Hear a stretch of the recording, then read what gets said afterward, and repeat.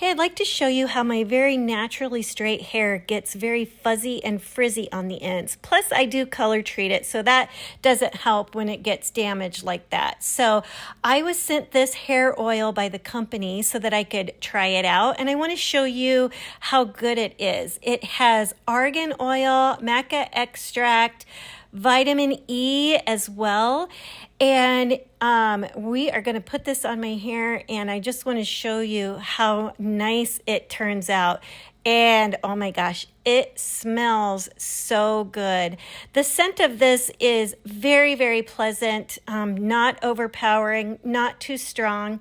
Now you notice I'm doing just kind of from the middle of my hair and down. Yes, it does still smell good. But hopefully you can tell as I'm working it into my hair that it's really taking away that fuzziness and frizziness.